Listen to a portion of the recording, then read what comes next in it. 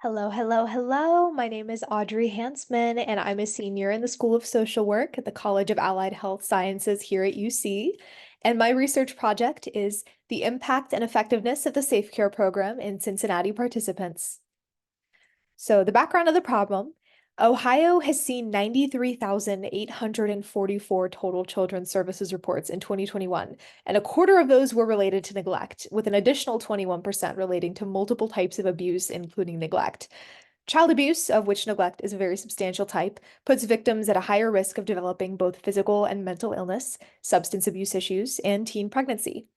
Evidence-based interventions have become a widely preferred method of approaching the issue of child abuse. While the impact of neglect specifically is difficult to study because it's difficult to measure, there are programs that aim to educate parents on the appropriate levels of care as a method of preventing neglect.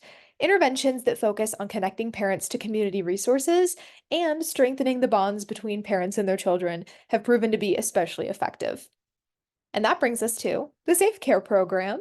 The SafeCare program is one of those evidence-based programs specifically for parents of children under 6 who are either at risk or have already been reported for child maltreatment and neglect.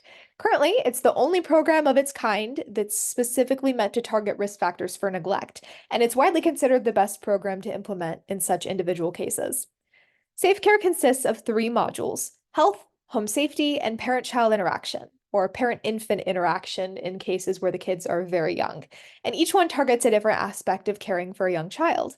These sessions are conducted in the parent's home or at a separate location when needed, such as cases where the parents don't have custody.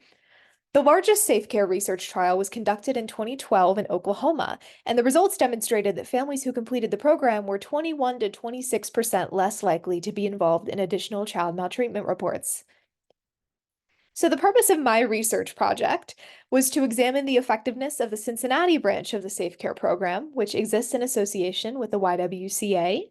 My senior year internship was with the SafeCare program. I'm so thankful that I was able to work with them, and I was able to interact with clients directly and see firsthand how everything works and what the program is like.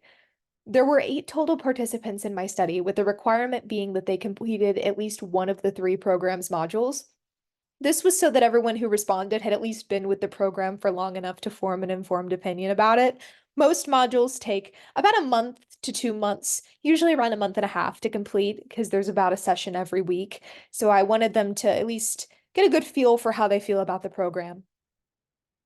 So for methods and research design, this was an evaluative study that collected both quantitative and qualitative data.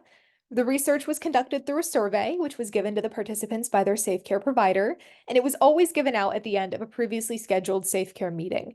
The context about the purpose of the survey and its connection to my student research was provided. Every participant was asked if they would feel comfortable filling it out and assured that this was not mandatory and that they would have no consequences if they didn't feel comfortable or if they declined.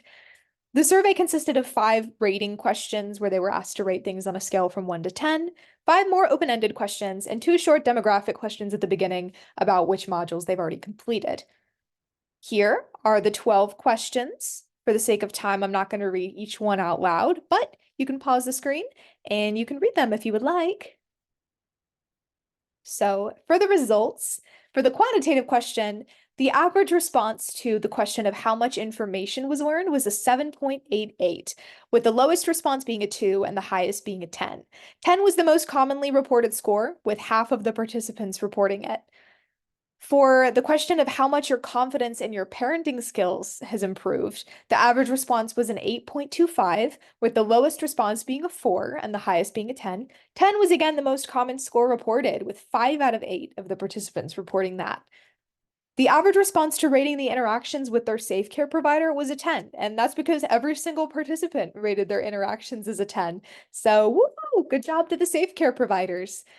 The average response to rating their overall experience with the program was a 9.88, with everyone selecting 10 except for one participant who gave it a 9. And the average response to the question of how likely are you to recommend the program to a friend who's in a similar situation was a 9.63, with the lowest response being an 8 and the highest being a 10. 10 was again the most common response. For the qualitative questions, multiple participants used the word informative when describing their experience with the SafeCare program, and a majority of them mentioned how they learned a lot since starting it. Most people say that the program ended up being about what they expected going into it, with no real big surprises or unexpected elements. Multiple people cite specifically their SafeCare provider as a positive part of the experience, with some comments describing them, and these are quotes, as being always punctual and thorough, kind and hardworking, and far more genuine than they were expecting.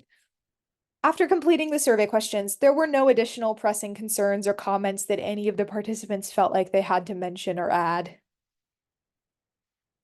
So, for the discussion and conclusion, all of the participants surveyed reported having an overall positive experience with the SafeCare program. A consistent positive factor that many of them mentioned multiple times was the interactions with their SafeCare provider. This is absolutely good news since it means that the YWCA SafeCare employees are doing an excellent job, and that was something that the study was interested in. Overall, all of the participants seemed to be having a good experience with SafeCare. While the answers varied on some questions, such as how much have you learned? This makes sense, as some of the participants are experienced parents who are using the program as a sort of refresher course after an incident happened to keep their skills sharp. One limitation to this study is the fact that the SafeCare providers were present while the participants took the survey. And while they were informed that the survey was being conducted by somebody different than their provider, they may have felt the need to give more positive answers in case their provider looked at their responses. Obviously, while steps were taken to mitigate this, it is still something that I felt was worth noting.